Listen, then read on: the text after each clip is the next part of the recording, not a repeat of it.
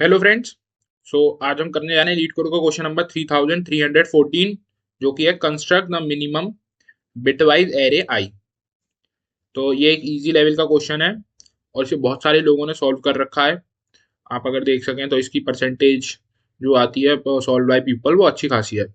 तो इसके टॉपिक देखते हैं हम क्वेश्चन के। तो इसके क्वेश्चन है एरे, टॉपिक है एरे, बिटवाइज मैनिपुलेशन और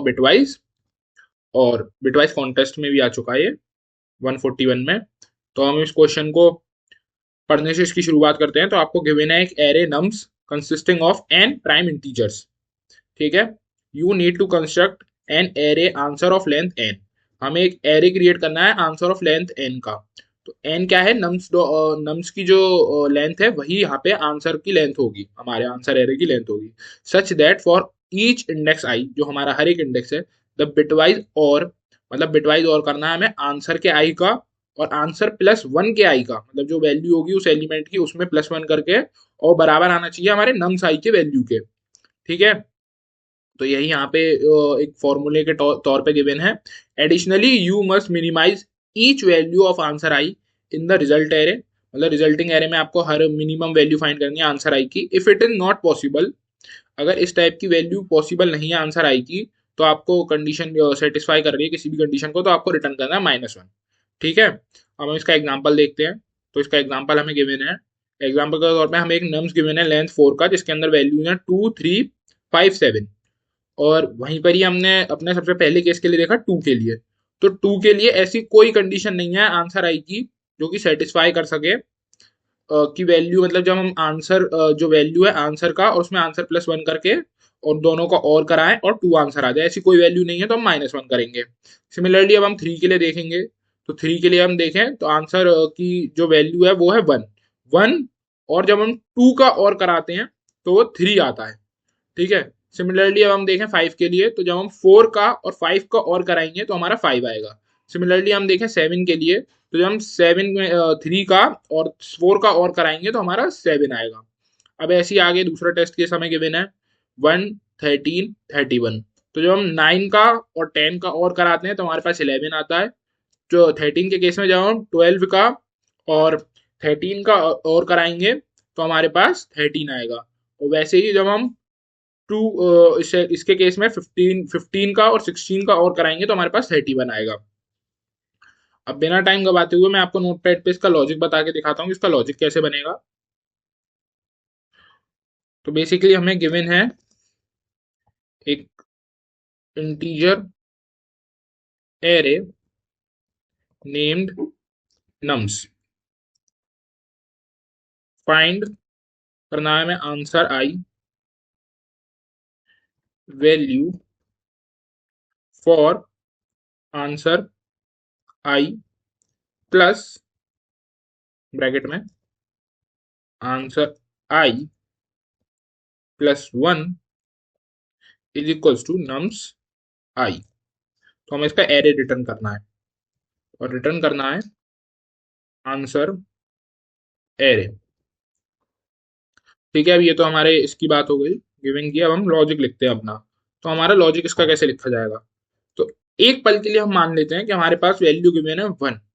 1 नहीं, हम मान लेते हैं 6 हमारे पास गिवन है। तो 6 की जो बाइनरी वैल्यू होती है वो होती है 1 1 0। तो हम देखें तो इसके राइट मोस्ट बिट जो है वो 1 है। तो सिमिलरली हम 7 की क्या लिखते हैं? 7 की केस में हम लिखते हैं 1 1 1। तो हम इसकी राइट मोस्ट बिट को 1 कर ले रहे हैं। अब हम और कोई वैल्यू देखते हैं। जैसे कि हम मानते हैं हमारे पास एक वैल्यू गिवन है जो कि है हमारे पास 23। तो 23 का बिटवाइज क्या होता है? 1 0 1 1 1। ठीक है। जब हम इसमें 24 करते हैं तो हम जब हम 24 का XOR मतलब बिटवाइज वैल्यू फाइंड करेंगे, मतलब बाइनरी वैल्यू, तो हमें पीछे की तो राइट मोस्ट साइड की सारी डिजिट 0 कर देनी होती है और जो हमारा सबसे पहला राइट मोस्ट 0 आता है उसे 1 कर देना होता है।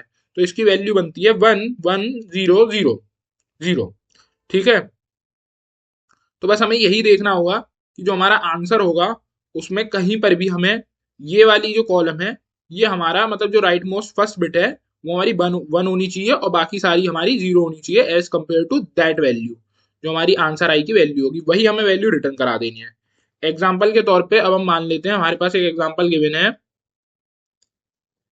79। ठीक है, 79 हमें वैल्यू फाइंड करनी है। अब ये वैल्यू आएगी कैसे?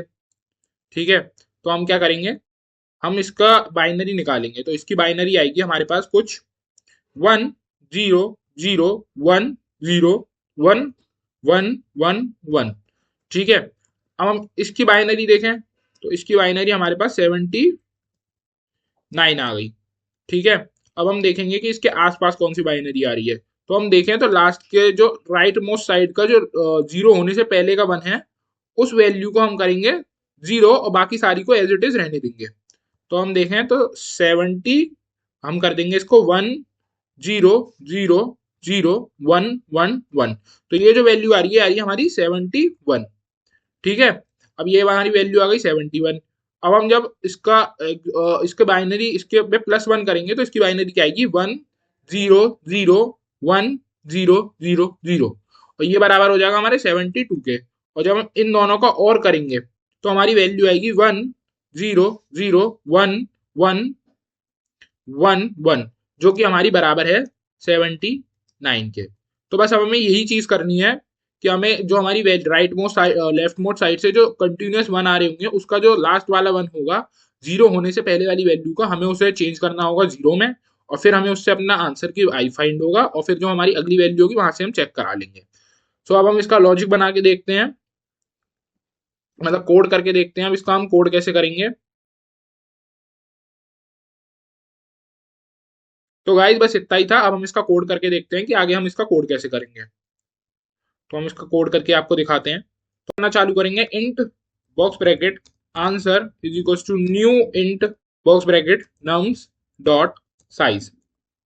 जो हमारी हम देख सकते हैं तो हमारे लिस्ट इंटीजर के फॉर्म में गिवन है अपने नम्स, तो हम डॉट साइज फंक्शन का यूज कर रहे हैं यहाँ पे इसकी लेंथ फाइंड करने के लिए। Int i is equal to 0 semicolon i is lesser than nums dot size, nums के साइज तक चलेगा हमारा array semicolon i plus plus.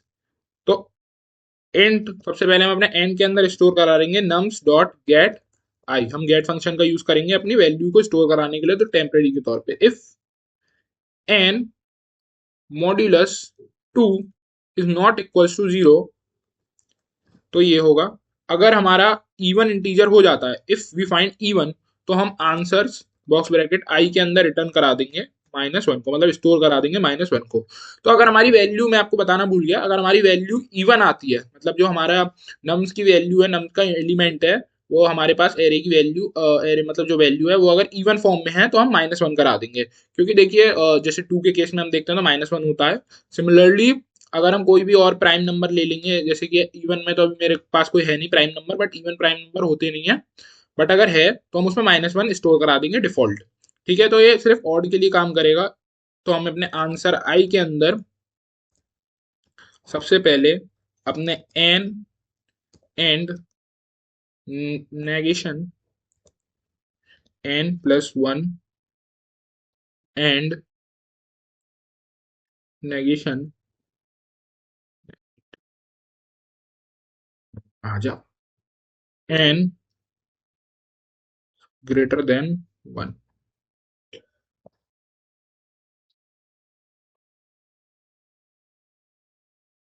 Semicolon, और यहाँ से इन दी एंड रिटर्न करा देंगे हम अपने आंसर को।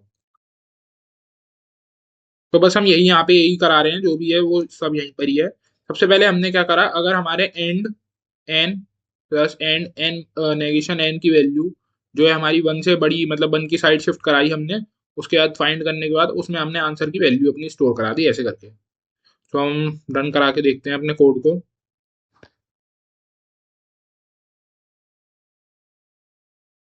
तो फिर फ्रेंड्स हमारा कोड रन हो चुका है, हमें सबमिट करा के देखते हैं। तो फिर ये सबमिट भी हो चुका है जैसा कि आप देख सकते हैं, और ये ठीक ठाक टाइम कॉम्प्लेक्स, मतलब अच्छी टाइम कॉम्प्लेक्सिटी दे रहा है। हमने 100% यूजर डिफीट कर दिए हैं।